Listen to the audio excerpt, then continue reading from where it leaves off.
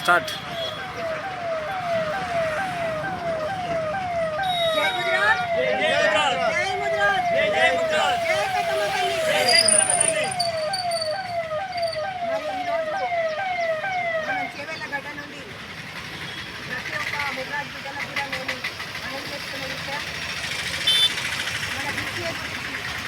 అతి తొందరలో ప్రతి ఒక్కరు కూడా మెడికల్కి పోరాటం చేయాల్సింది అవసరం ఎంతైనా మరి స్థానిక ఎలక్షన్స్ కన్నా ముందే మనకు రిజర్వేషన్ రావాలని మన ఈ రిజర్వేషన్లు లేకనే మన పిల్లలకు జాబ్లు వస్తలేవు. ఒక్క ముద్రాజ్ బిడ్డకు కూడా ఇంతవరకు కూడా ఏ ఒక్క జాబ్ కూడా రాలేదు, కేవలం రిజర్వేషన్ లేకపోవడం వల్ల.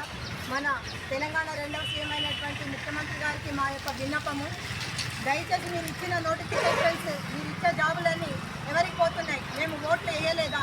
మాకు జాబులు, మా పిల్లలకు జాబులు రావడం లేదు. ఇంకా ఎన్ని సంవత్సరాలు? 79 సంవత్సరాలు అయిపోయింది మాకు స్వతంత్రం వచ్చి, కానీ మాకు మాత్రం రిజర్వేషన్ రాలేదు. మాకు విద్యాపరంగా, ఉపాధి పరంగా, రాజ్యాధికారంగా ప్రతి ఒక్క దాంట్లో కూడా మాకు మోసం చేసి మేము వెనుకబడి ఉన్నాం. మాకు ఇంకా ప్రతి ఒక్క పార్టీ కూడా మోసం చేస్తూనే ఉంది. మా రిజర్వేషన్లు అంటే ముందుకు సాగడం లేదు. మరి 2009లో అయినా కోర్టుకు పోయిన విషయం ఇప్పటి వరకు కూడా ఇంకా కోర్టులో ఉందని మభ్యపెడుతున్నారు. సుప్రీంకోర్టు మన బీసీ కమిషనర్ పంపించి 2 సంవత్సరాలు అయిపోయినా ఇప్పటి వరకు కూడా మరి ఒక బీసీ కమిషనర్ ఎలాంటి నిర్ణయం కూడా తెలుపలేకపోతుంది. ఒక చేతగాని ప్రభుత్వాలతో బీఆర్ఎస్ కూడా అంతే చేసింది, ఇప్పుడు కాంగ్రెస్ పార్టీ కూడా అదే చేస్తుంది. బీసీ కమిషనర్ వెంటనే మాకు బీసీఏ ఏదో ఒక వాళ్ళ నిర్ణయం తెలుసుకోవాలని, మరి ఈ విషయం మాకు బీసీఏ ఇచ్చే విషయం కేవలం ఒక ముఖ్యమంత్రి గారి చేతిలో ఉంది.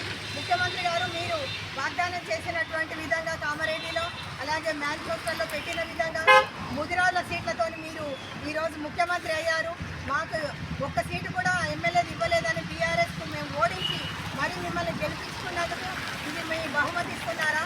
మాకు వెంటనే ఇప్పుడు ఏ విధంగా మీరు 42% అతి శ్రద్ధతో, ఇంత శ్రద్ధ భక్తులతో మీరు 42%కు శ్రద్ధ చూపిస్తున్నారు. నిన్న మొన్న 42% పెట్టేసి మేము 80 సంవత్సరాల నుంచి మేము ముదిరాళ్ళకు రిజర్వేషన్ లేదు కాబట్టి మీరు వెంటనే మా పిల్లలకు అన్యాయం జరుగుతుంది జాబ్లలో.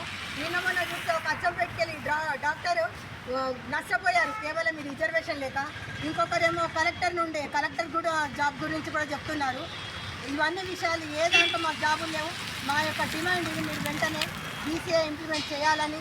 మరి నేను యాదాద్రి నుండి గన్పార్కుకు పాదయాత్ర చేశాను బీసీఏ గురించి. మరి అదేవిధంగా ఇంప్లిమెంట్ చేయని ఎడల మేము ఈ నెలలోనే మరి ఒక్కసారి ఈ గన్పార్కు నుండి కొడంగల్కు పాదయాత్ర చేయబోతున్నాం. దయచేసి మాకు ఆ శ్రమ కల్పించకుండా మీరు వెంటనే బీసీఏని ఇంప్లిమెంట్ చేయవలసిందిగా, దాని గురించి మీ ప్రయత్నాలు చేయవలసిందిగా మేము డిమాండ్ చేస్తున్నాం ముదిరాళ్ళ తరఫున. బహుజనులంతా ఒక్క విషయం గమనించండి, బహుజనుల ఓట్లతోని మరి ఒక 5% లేని వాళ్ళు ఈరోజు రాజ్యాధికారాన్ని ఎక్కి రాజపీఠాన్ని ఎక్కి బహుజనులకు అన్యాయం చేస్తున్నారు. దయచేసి ఇప్పటికైనా మనము ఒక కనువిప్పుతో కలిగించుకొని మన కళ్ళు తెరిచి మన ఓట్లు మనమే వేసుకొని మన బిడ్డలు ఎక్కడైనా సరే బహుజనులు ఎవరి అధిక శాతం ఎక్కడుంటారో వాళ్ళని గెలిపించుకుందాం. మనం అందరం ఏకమై మన బహుజనుల రాజ్యాన్ని తెచ్చుకుందాం. మరి స్థానిక ఎలక్షన్లలో కూడా ప్రతి ఒక్కరు కూడా ముందుకొచ్చి పాల్గొనాలని, అలాగే స్థానిక ఎలక్షన్లప్పుడు ఎవరికి ఏ బిడ్డకు ఏ జాతి ఎక్కువ పర్సంటేజ్ ఉందో అక్కడ మనమంతా ఏకమై వాళ్ళని గెలిపిద్దాం. మనం ఎక్కువ ఉన్నది అక్కడ వాళ్ళతో సహాయం తీసుకొని మనం గెలుద్దాం. ఇక ఈ పెద్దరికం, ఈ రాజ్యాధికారం పెద్దల చేతతో నుంచి తీసుకొని మన ఓట్లు మనం వేసుకొని మన రాజ్యాధికారం మనం తెచ్చుకోవాలని ఈ ప్రతి ఒక్కరు గమనించండి అని నా యొక్క విన్నపం. జై ముద్రాజ్, జై పెద్దమ్మ తల్లి, శ్రీ చండీ ముద్రాజ్ మత్స్యకార సంఘం కోట పుష్పలత ముద్రాజ్.